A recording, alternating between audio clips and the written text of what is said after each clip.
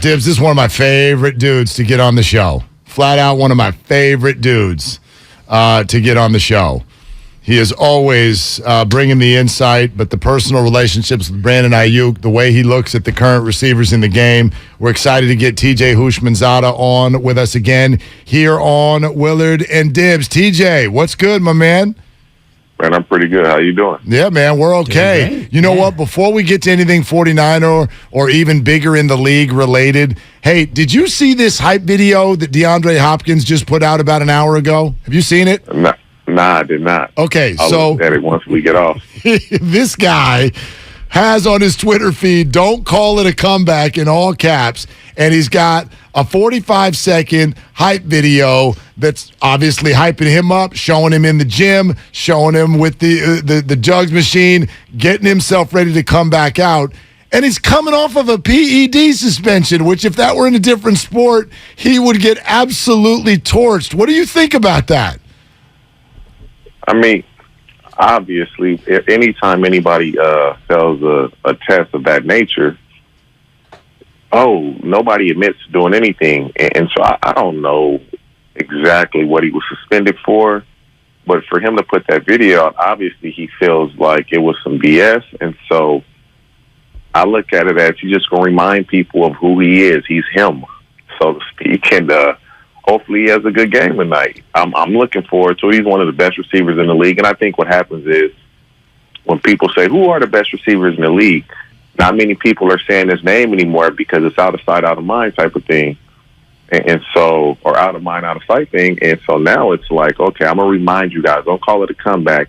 I've been one of the best, and I'm going to remind you guys starting tonight. Yeah, I love the old failed test. Well, it must have been something bad in a restaurant where I went and, had something in the lettuce or something when I had a Caesar salad. It's always my favorite, these athletes who failed tests. From a failed test, though, to a passed test, Brandon Ayiuk apparently passing a test last weekend, people questioning whether or not he was sold out to really be a Niner this year and have a good year. What did you make of Brandon Ayiuk and a bounce back against Atlanta? I'm not surprised. I worked with him this offseason. He put the work in. I think last year was somewhat of an eye-opener after having a pretty good rookie year. And nobody cares about what you did the year before, the game before. It's what can you do this game, this year, and moving forward. And so he understands that. But for me, I'm not surprised one bit. He's one of the most talented receivers in the league when you combine route running, explosiveness, ability to catch the ball. He's one of the best for sure. Hey, TJ, how do you compare Debo and Brandon? Because the popular narrative here now, Debo is so important to the 49ers in multiple ways, but a lot of fans view Brandon in a traditional sense as the better, receiver, the better route runner. How do you compare those two guys? I mean, Debo, he's a football player. Debo is a guy that can do a little bit of everything. He's kind of like a Percy Harvin type guy, real thick, strong, fast. Percy Harvin was probably before his time. Percy Harvin would be outstanding in this age of football, the way that it's played. But yeah, I would say BA is a better route runner. But again, there's some things I'm sure that Debo does a lot better than Aiyuk and vice versa. But Brandon can run routes. He can get down the field. He's good with the ball after the catch, as is Debo. They both have qualities that they can learn from each other that the other one may not do so well. How does Brandon fit with the, quote, Shanahan offense and the way that Kyle likes to construct the passing game? Get the ball into the guy's hands quick and make something happen after the catch. And he does that very well. When you're as quick and explosive as he is, that's not something that's taught. That's just he was born with that. That's just instinct that he has. With his quickness, his ability to knife up the field. He's not really running east and south. He's getting, or east and west, he's getting north and south, getting vertical with the ball. It's perfect in Shanahan's offense. Jimmy G's going to get the ball out quick. Receivers catch the ball and make something happen. TJ, what do you see this year with this offense? Outside of a game against Carolina, a really bad team, it's mostly looked like the offense has not got it together, not found its flow. And we get that there was a quarterback change and all of the things that have gone into this. But even their running game, it doesn't look right. What do you see this year with the 49er offense that maybe is just why it's not clicking the way it has in years past? 2 words. Trent Williams. Okay. When Trent comes back, things will be. That dude is just so good as a football player, man.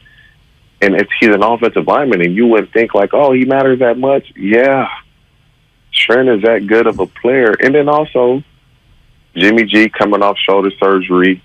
Is he going to be traded? Is he not going to be traded? Trey Lance gets hurt, so Jimmy G didn't get a ton of reps.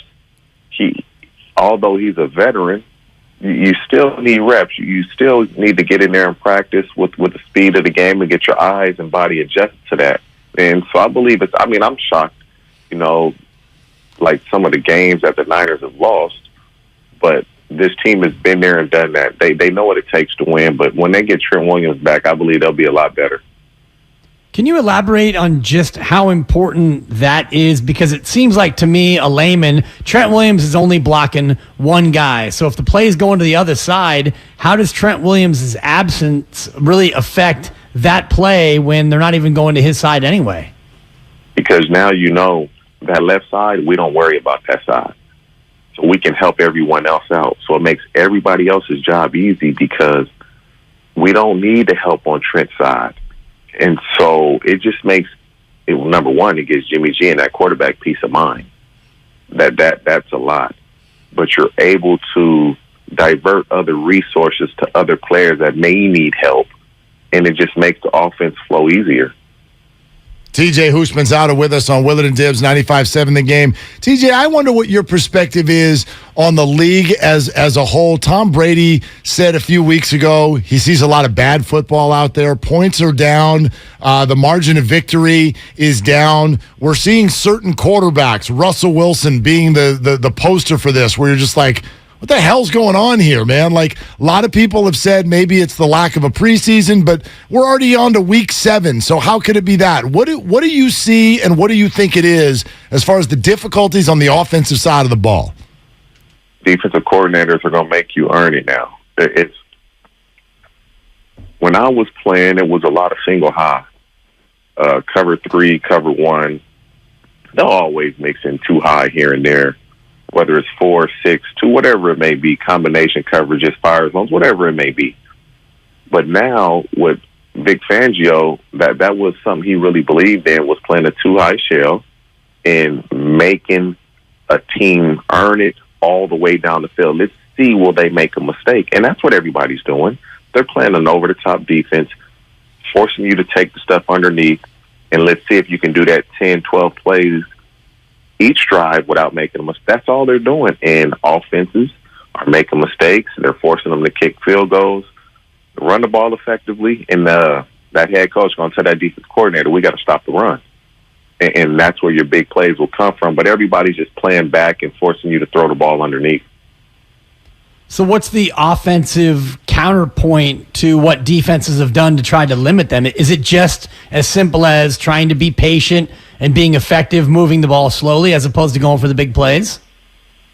I mean, you have to get big chunks in offense. I mean, you want to be able to get plays over 20, 25 yards as much as you can, but you can't force it. It's what we discussed earlier. You get the ball in the guy like B.A.'s hand and Debo's hand and Kittle's, they're good enough where they can turn 5 into 50. We've seen it.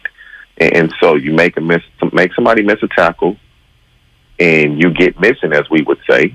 And so that's the key. Get the ball in your playmakers' hands and let them make plays. TJ, what kind of chance do you give the Niners against the Chiefs? I give them a huge chance. Is Bosa playing? Looks like it. What about Armstead? Will he be back? No. Yeah. The Niners have a chance because DeMeco Ryans, that defense is so good.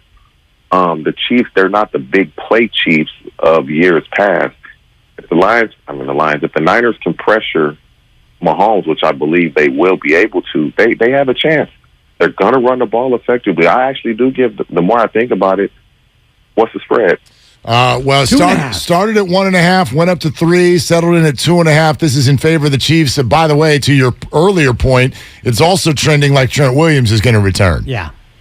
Man, Trent Williams play. I might go with the Niners, man. He's that good, dude. Like, that man can play some football, man. That dude can play. So I actually like the Niners' chances in this game just because they're going to run the ball effectively, and that defensive line and that front can pressure Mahomes. TJ, man, it's always great to get your perspective. Appreciate you so much. You guys take care, man. Appreciate you guys for having me. Keep it up. Okay, yes, Thanks, you too. TJ. There it is. TJ Houshmandzadeh.